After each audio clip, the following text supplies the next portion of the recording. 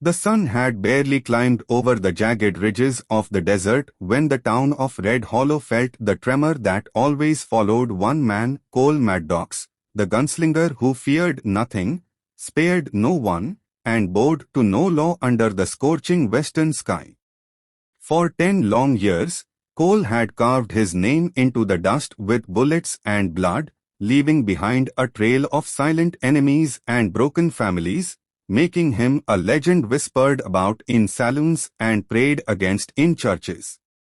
Men avoided his shadow, horses trembled when he passed, and even the sheriff watched him with the same caution he reserved for rattlesnakes. The only person who ever walked beside him without a flinch was his wife, Lyria Maddox, a woman with eyes as sharp as obsidian flint and a spirit forged from something even the desert couldn't tame.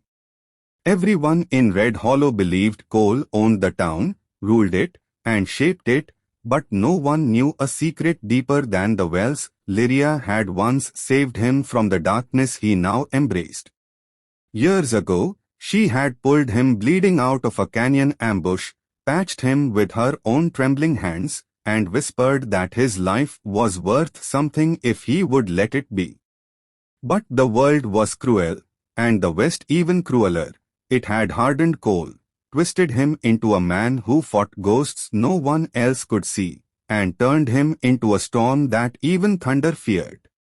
And as Cole stormed into town that morning, dust swirling around his boots, the rifle strapped across his back humming like a thirsty beast, the townsfolk felt a familiar dread, a dread that always came when Cole felt wronged. Last night, someone had tried to steal 2 horses from his ranch, and Cole Maddox never let a thief live long enough to regret it. He had already found the boy, barely 17, rail-thin, shaking under the weight of his own mistake, and dragged him into town with the brutal grip of a man who believed mercy was a weakness that killed slower than bullets. The crowd watched as Cole shoved the boy to the ground in the center of the dusty street. "He ain't leavin' here walking, Cole growled, his voice deep enough to rattle windows. The sheriff stepped forward, his hand hovering near his holster, but he didn't draw. No one ever did. No one dared to stop Cole. Not the sheriff. Not the preacher. Not the boy's mother who sobbed in the background, clutching her apron with white knuckles. Cole cocked his revolver, the metallic click slicing through the morning silence. The boy whimpered something, an apology, a plea, a prayer, but Cole was past hearing. "Stealin' from me is the same as stealin' from death," Cole said, raising the barrel. The boy bowed his head like he had already accepted his grave. And then, a voice cut through the rising tension. A calm voice. A woman's voice. Cole put the gun down. Every head turned. The dust seemed to pause midair. And Cole Maddox, the man who had never listened to anyone in a decade, froze with his finger on the trigger as his wife stepped out from between the wooden buildings like a spirit carved from courage itself. Lyria wasn't dressed for war, yet she looked like a force the desert itself would kneel before. Her buckskin fringe outfit moved with the wind, her beaded necklaces glimmered with a haunting blue light, and in her hands she carried an old Winchester rifle, steady, unshaking, pointed directly at the man she loved. "Move aside, Lyria," Cole said, trying to sound untouched, but something flickered in his eyes, fear, respect, pain. No one could tell. "That boy tried to steal from me." Lyria stepped closer, the dust curling around her bare shoulders like smoke. "He tried to steal a horse because his family hasn't eaten in 3 days. You think this town doesn't talk? You think they don't whisper about the man you've become?"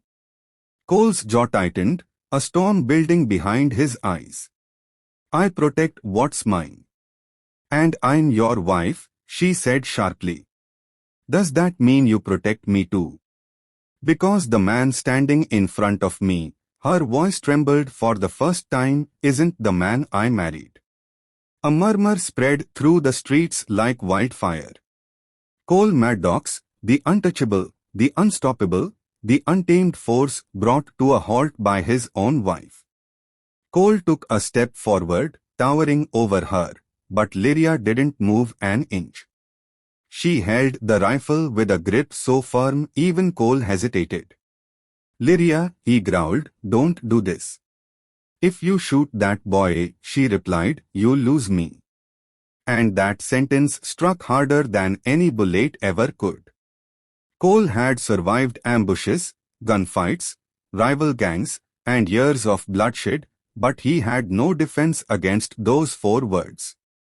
The silence between them thickened, heavy enough to choke the desert wind. Cole looked at the boy. At the boy's mother. At the people who had feared him for years. Then he looked at the only person who had ever stood with him and now stood against him. His voice broke like crackling leather. "Lyria, you don't understand what I've done. Who I am." "I understand perfectly," she whispered. "And that's why I'm trying to stop you, not for them, but for you." Cole lowered the gun half an inch. The crowd held its breath. And then, slow, painful, reluctant, he dropped it into the dust. The boy collapsed in relief. The sheriff exhaled shakily. The town finally blinked. But Cole Maddox didn't look at them. He looked only at Lyria, whose hands trembled now that the danger had passed. For the first time in years, Cole saw the truth, not in the boy, not in the town, but in the eyes of the woman who had saved him once before. And he realized she wasn't finished saving him. Not yet. The crowd that had gathered scattered slowly as Cole Maddox stood in the center of Red Hollow, dust settling on his boots, the silence heavy enough to crush even the loudest heartbeat. He felt stripped bare, not by the boy he almost killed, not by the town that feared him, but by Lyria, the woman who had dared to stand between him and the darkness he had let rule him for years. When she turned away and began walking toward the far edge of town, her rifle still hanging at her side, Cole felt something he hadn't felt since he was a young outlaw stumbling through life without a map, fear of losing the only person who had ever pierced the armor he wore like a second skin. She didn't speak. She didn't look back. And that silence hurt him more than the bullet he once took through the ribs. Cole followed her, the weight of 10 years of violence dragging behind him like chains. Every step felt like a confession, every breath like an apology. When they finally reached the boarding barn where she sometimes went to think, she stopped and stared at the horses grazing peacefully, their hides catching the morning light like molten gold. "Say it, Cole," she whispered without turning. "Say what you really came here to say." He swallowed hard, feeling the burn of shame claw down his throat.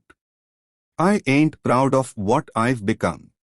"You were proud enough to shoot a starving boy," she shot back. "You were proud enough to scare half this town. Proud enough to forget the man you once wanted to be." Cole winced, because she was right. The man he used to want to be had been buried years ago under the bodies, the fights, the anger that had become his shadow. But Lyria, she had always seen the buried pieces, the fragile parts he hid from the world. When he didn't reply, she turned to him, her eyes glossy but fierce. "Every time you hurt someone, every time you terrorize this town, you're hurting me too. I didn't save you back then so you could turn into this." Cole looked at her hands, the same hands that once stitched his wounds with trembling determination, the same hands that held him when nightmares of gunfire ripped him awake at night. "I thought I was protecting what mattered," he said hoarsely. Protecting you. Her voice softened, but her resolve did not. I never needed protection from the world, Cole. I needed you to be the man I believed you could be. Her words pierced him deeper than any blade, because he realized she had always been fighting for him, even when he wasn't fighting for himself. The horses snorted in the background, as if urging him to speak. Cole stepped closer, his shadow merging with hers in the sunlight. What do I gotta do, Lyria? He asked quietly, his voice stripped of the swagger that scared men. Tell me how to fix what I broke. She took a shaky breath. Start by making things right with that boy. His family. This town. Show them you're still human. Cole nodded slowly, though the idea of facing the people he had terrorized filled him with an unfamiliar, paralyzing dread. And after that, he asked. Her gaze softened, and the faintest hint of warmth returned to her voice. After that, we figure it out together. But only if you truly change, not pretend. For the first time in years, Cole felt something he had forgotten existed, hope, faint but stubborn, like a dying ember waiting for breath.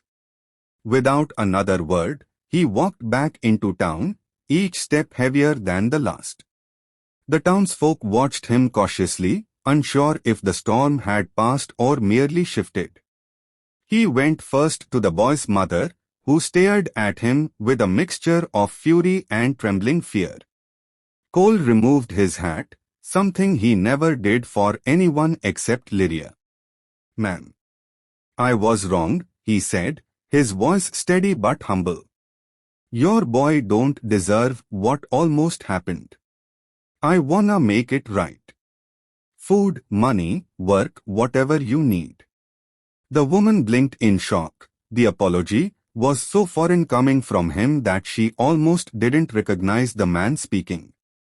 When Cole approached the boy flinched like a wounded animal, and Cole's heart cracked at the sight. Son, you are brave for standing here, Cole said. I wanna help you, not hurt you. I ain't that man anymore. Slowly, painfully, the boy nodded, eyes wide with disbelief. From there, Cole continued through town, offering apologies, repairs, a lending hand, things he had never done, things that stripped away the pride and rage that had defined him for so long. And though the town remained cautious, a shift moved through Red Hollow like the first breeze after a long drought. At sunset, Cole returned to Lyria, who waited outside their small ranch house, her silhouette framed by the dying orange sky. I tried, he said simply. I ain't perfect. But I tried. She looked at him long, eyes searching the man before her, searching for the truth beneath the bruised reputation. And finally, slowly, she stepped forward and rested her forehead against his chest. That's all I ever wanted, she whispered. Cole wrapped his arms around her gently, almost afraid she'd vanish if he held too tight. It was the first time in years he felt peace. But the desert was not done with him. Days later, word spread that a gang who once rode with Cole, the Whitlock brothers, were coming to Red Hollow, planning to tear the town apart to prove Cole had gone soft. Cole stood at the edge of town, rifle in hand, knowing this was the moment that would define him, not as an outlaw, not as a terror, but as a man. Lyria stepped beside him, her own rifle loaded, her courage glowing like dawn. You don't stand alone, she said. Cole looked at her, his heart swelling with something far stronger than fear, love, raw and undeniable.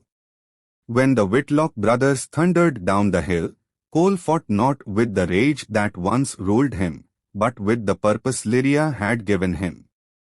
They fought back to back, two souls forged into one storm, And when the dust finally settled, the Whitlock brothers lay defeated or fled. Red Hollow was safe.